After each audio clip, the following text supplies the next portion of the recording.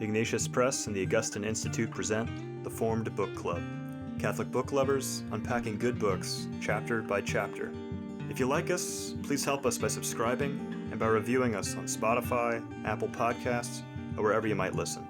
And don't forget to sign up for weekly updates and study questions at formedbookclub.ignatius.com. Welcome to the Formed Book Club. We continue to discuss the drama of Atheist Humanism by Father Henri de Bach under the able leadership of Joseph Pearce with his acolytes, myself, Father Fessio, and Vivian Dudro. We left off at the top of page 95, the section called Deeper Immersion in Existence, in quotes, which is a reference to Kierkegaard. So, Joseph, take it away. Well, yes, so I will lead, but I'm going to hope for help, because actually I found these comparisons between Nietzsche and Kierkegaard over the following pages tough. So I'm hoping that the more philosophically trained minds of my two acolytes will come to my assistance here. Vivian and I are like the government. We're here to help. Thank you. I like that. I like that. Yes. You're like the government. Yeah. You've left me speechless, which the government often does. So on page 95, towards the bottom here, this is from Nietzsche. And it refers to Kierkegaard's language as masked. Someone else says that. But then this subject of masks, covering every profound mind, there is a mask that grows and develops continuously, thanks to the invariably false, that is to say, shallow, construction put upon every one of its owner's words, his movements, the least sign of life that he gives. And this is from Beyond Good and Evil, perhaps appropriately here. What I find intriguing here, I read a biography for Ignatius Press called The Unmasking of Oscar Wilde. And Wilde sort of was a master of disguise and disguising himself basically from everybody else. And trying to understand the man, means you've got to try to remove the masks that conceal who he is, and also maybe distinguish between those masks that conceal from those masks that reveal. Mm-hmm. So the Eucharist is a mask that reveals, right? It allows us a penetration beyond what we'd be able to achieve otherwise, although it's also a mask that conceals. So here, it seems to me, I'm trying to grapple with it.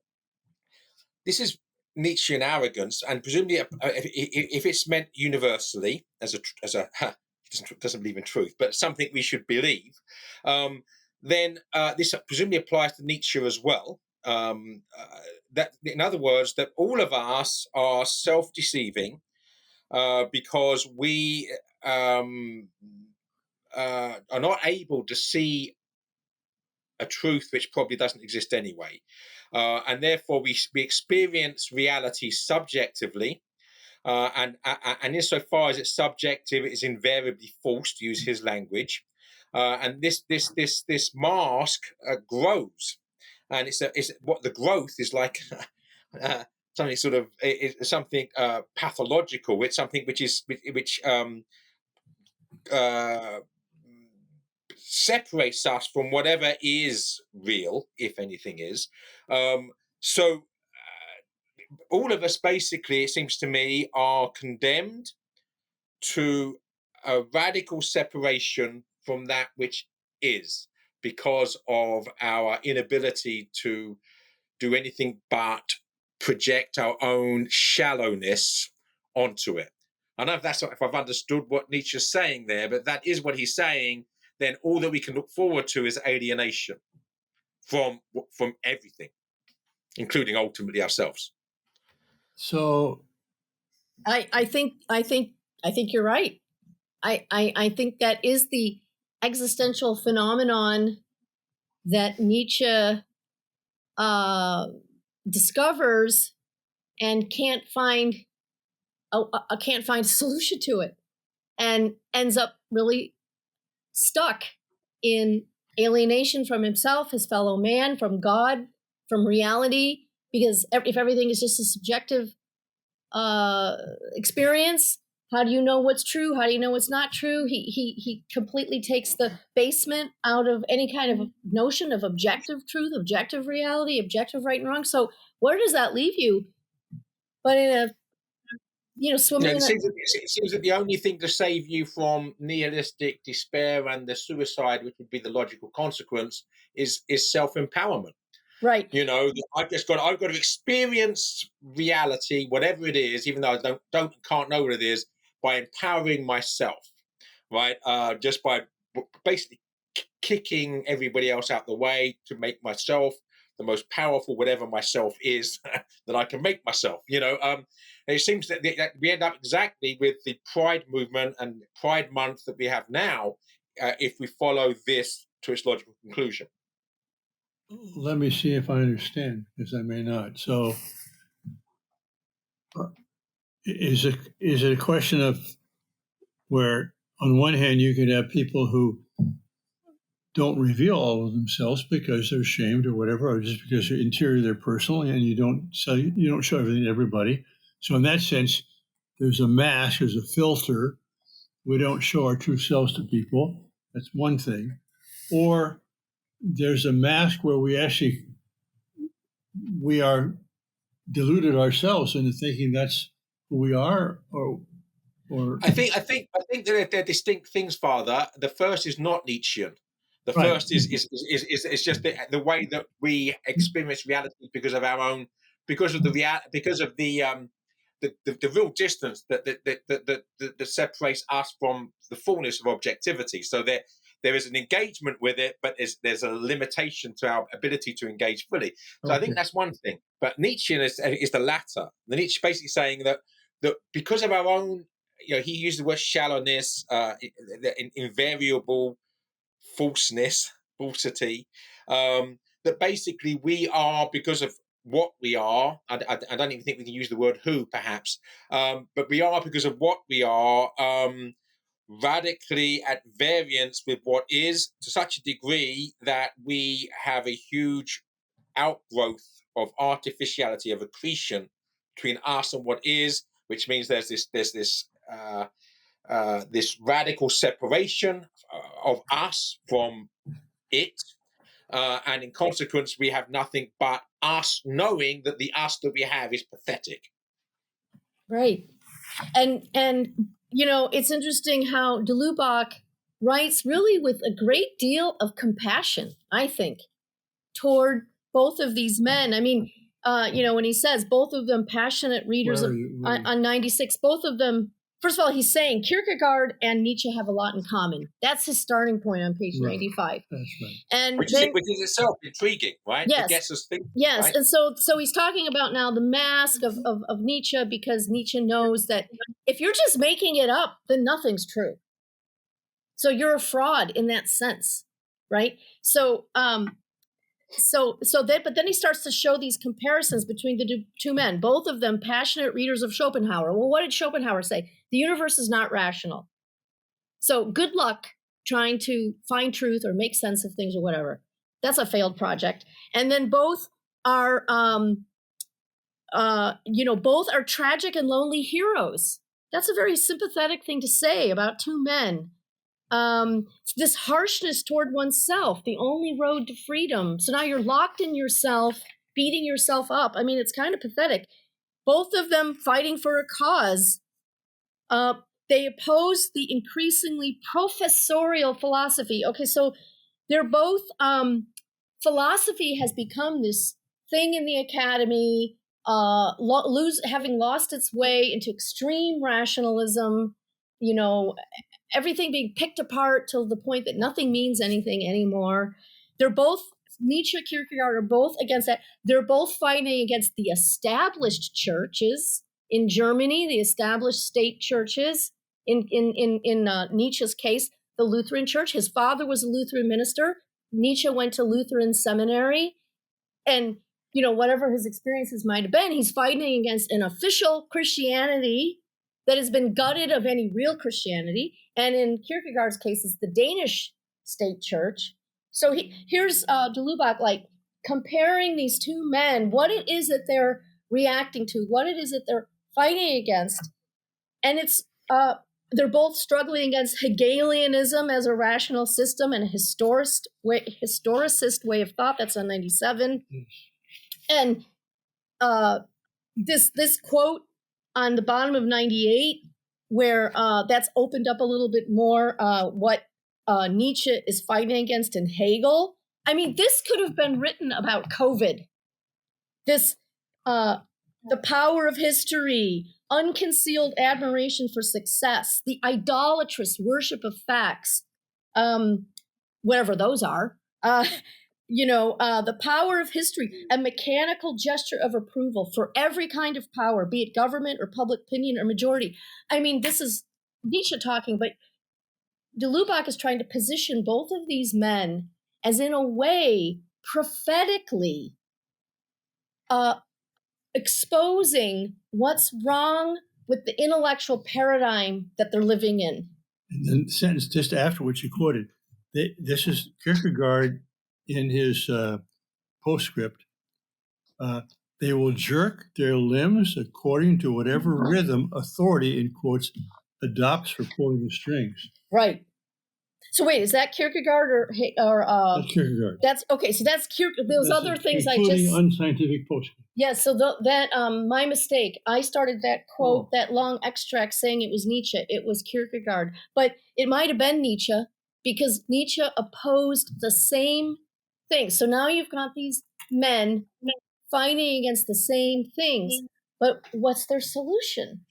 Where's the resolution for them? Well, the solution for Kierkegaard is the title to the section called Deeper Immersion in Existence, with which the Lubac will conclude the chapter. Yes. And I want to just step back for a second here and say that, as I think we mentioned in a previous episode here, session, that the book is not written so much as a one book planned out and written from beginning to end. It's rather a series of important essays that de Lubac wrote during the war years, which have a common theme, but it's like you're looking at it from different perspectives. So here, we've seen Nietzsche, now we're going to see Kierkegaard compared to Nietzsche. And as you said, Vivian, he sees both what's common to them and also even where they diverge perhaps from what would be a deeper truth, we can learn from them. That's right. And that's just, go ahead, Joseph. Well, no, I'm just thinking that, what we see here is the whole sort of structure, if you like, of intellectual history. I sound like an Hegelian, forgive me. History exists, okay. Intellectual history is a reaction against what's come before it, which is almost always an overreaction, right? So you don't react against something with balance and restraint. You overreact against it, saying that's wrong, and then you put something in its place which goes too far in the other direction, and that this sort of oscillation between extremes. So here we have the rationalism of Hegel, and which reduces things ultimately to mechanics, right? Mechanical process, and then you have reaction against that, which is basically there's no such thing as anything, right? Which is the Nietzschean overreaction. But I do think Nietzsche presents us with a deeper challenge, because he doesn't just react against Hegel; he reacts against Plato. That basically the problem is reason itself, and that this is actually much more radical, and we have to confront and affront that as well. And de Lubac is going to make that point later on in the chapter, which we'll go into. Well, so here are these two men reacting to the same things: the intellectual milieu that they're in, the official church, the gutted Christianity. Because once the church becomes official like this, it leads to problems. And so they're both reacting to that, but they both end up in very different places, right? Because as you just pointed out, Joseph, Nietzsche has this kind of radical distrust of reason completely, which it doesn't surprise us that he goes mad. I mean, if you're going to question your very ability to reason at all, you're going to end up in deep water. But Kierkegaard also has a distrust of reason, as we'll see. But he ends up going deeper into faith as a result. Nietzsche runs from the Christian faith. Kierkegaard ends up going deeper into the Christian faith. And as we see at the end of this chapter, I mean, maybe I'm jumping too fast, but he actually...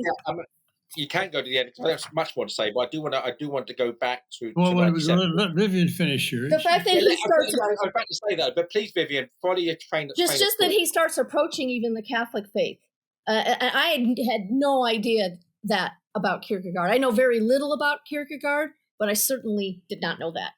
I Okay, didn't we're either. on page 108 at the top. I'm jumping ahead. Okay. We'll come back. Yeah, or not. No, we will, because I got things before there, too. Oh, okay. In order to give a fair hearing to this new and powerful echo of this is Kierkegaard, of the credo cui absurdum, that's Tertullian, which says, I believe because it's absurd. Don't try and think it out. Don't try and make speculation. Don't make it a obviously speculation. You believe.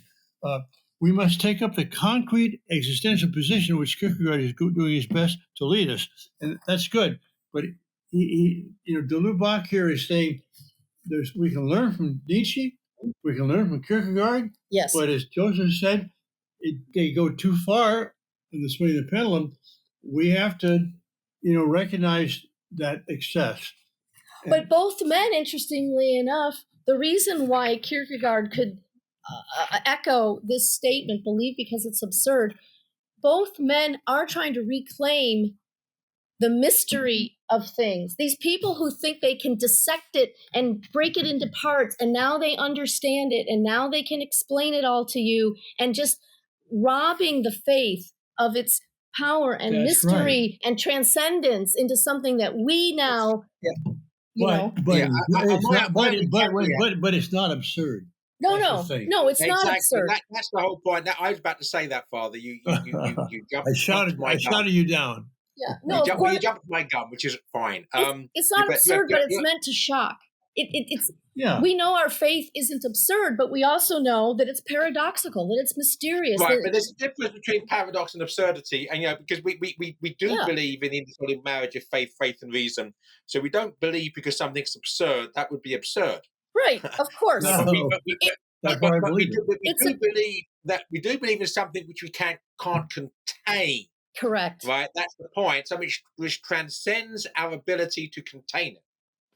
That's right. And so that's what they are fighting against the intellectualization of the faith, the historical criticism, the analysis, that got so far removed from the lived Christian experience of Christ. It had nothing to do with that, actually.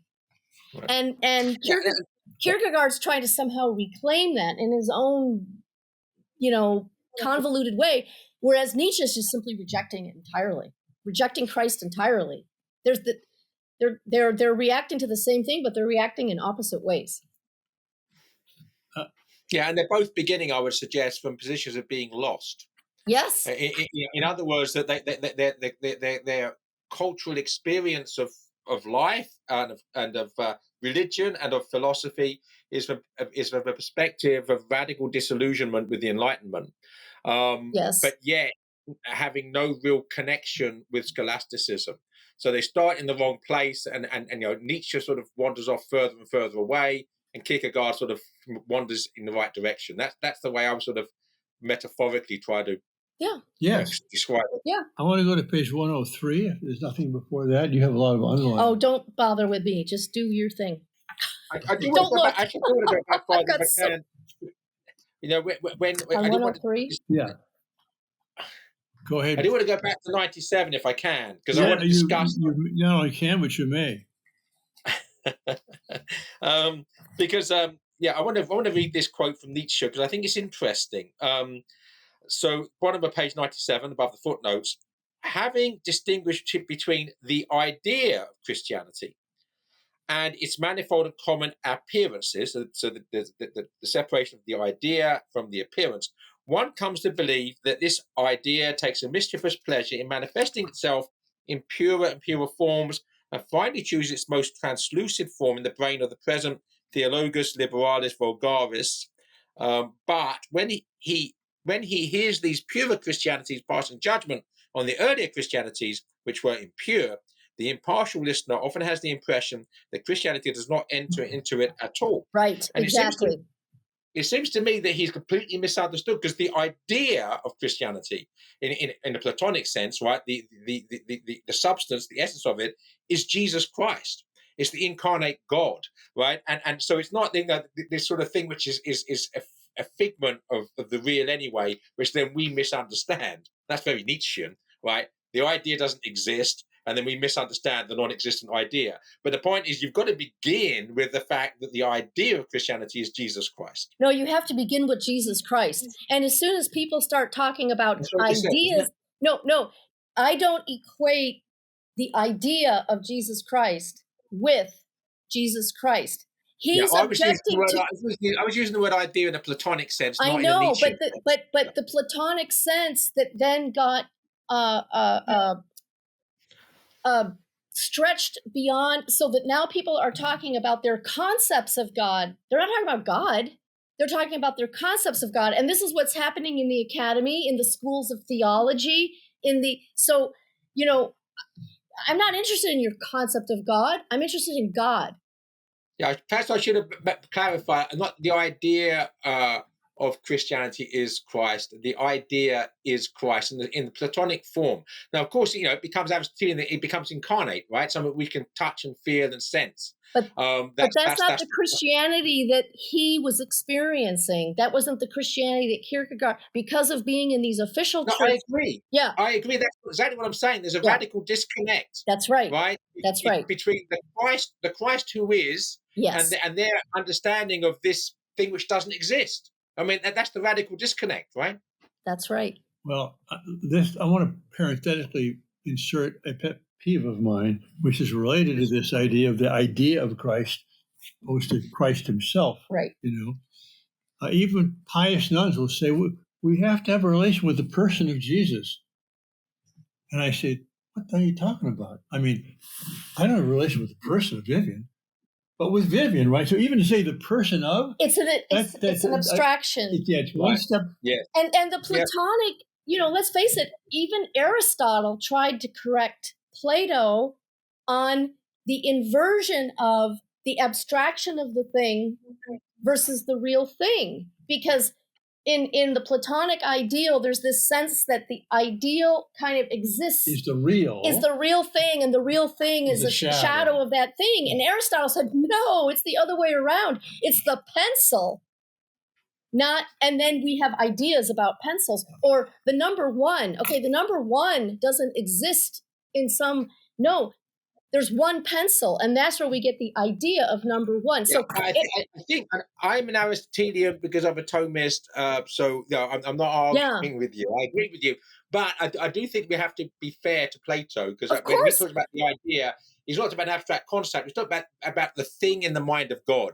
In other words, the thing exists, in essence, before it exists in anything physical which we can sense. I think that's what he's saying. So the pencil, I mean, that's something which we make. It's perhaps not a good example, but a tree, right, exists first of all in the mind of God, right, and it becomes manifest in the creation of God, which we can then experience through our senses. Right, but when Platonism goes too far in this abstraction direction, then people do often get further and further removed from the real things themselves. And this is what they're both reacting against. I'm not interested in your idea of Christianity.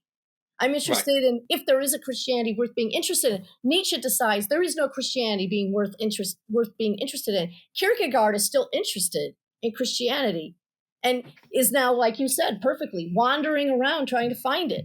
Nietzsche has said, forget about that. We're going to make up we're going to make ourselves gods. So I think we're talking on the same thing, and where we can, at the same time, for us, what's real is what we experience with our senses, and then we come to, as Plato did, the realization that, well, wait a minute, there's something even higher than that in the spiritual order, the ideas, which are in the mind of God, we would now say, which is more real. But the problem with these philosophers would be that they take the idea for real, and what we experience is not really real. Well, it is real. This is real. We just have to say God is more than that. And here's an interesting quote related to this, which I think helps maintain our respect for Plato, okay? On the bottom of 100, he says, Kierkegaard restores faith to its towering height, and he brings man back into genuine contact with God, right? Not the idea of God, God. Another feature of his superiority as artist, no less than as thinker, may be added his Socratism.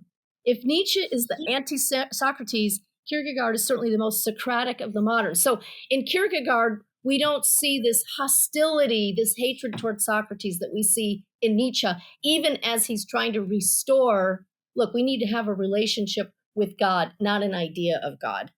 So, yeah, agreed. And thanks for pointing that out. That's very good. I want to say, in connection to what you've just said and what Father just said before, I think the key thing is that Aristotle's correcting in Plato is that, as Father said, basically, that our experience through our senses is an experience of the real, but it's the less real leads to the more real. All right, so that the tangible, physical leads to the metaphysical. It's not that there's a radical abyss that separates them. Is the fact that our experience is meant to take us further up and further in to reality itself or reality himself. And the way God helps us to do that is by coming in to material reality in the incarnation. And as we see, he has to show us himself so we can go deeper. And so uses material reality so we can touch him, we can receive him physically in communion and so on.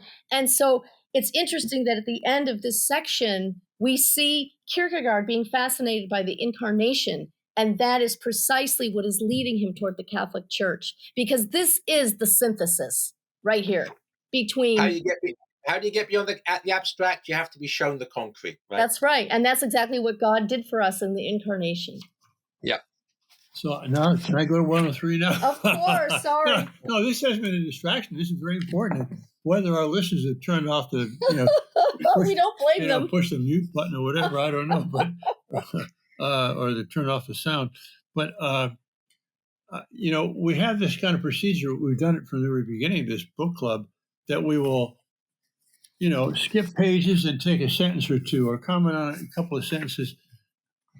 I think what we're doing is we find a sentence or two which not only strikes us, but which kind of encapsulates or summarizes or gives a sense of the total meaning of the chapter. So that I want to justify what we're doing here as a way where we're not just picking out the little cherries that we like. We're picking out those things which illustrate the meaning that the author is conveying in the particular chapter. Oh, yeah, for sure. Okay, so page 103. Now, this is a somewhat secondary point, but only partially. Middle of the page, just above there, talking about Kierkegaard. As he is the philosopher of transcendence, Kierkegaard is the theologian of objectivity, but he is at the same time the theologian of inwardness. That is to say, of personal appropriation. So the idea of, not the idea, but the real thing. But what de Lubac says in the new paragraph there needs a comment. To believe is neither to know nor to understand. Still less, of course, is it simply to profess a doctrine. Mystery is not a rational system.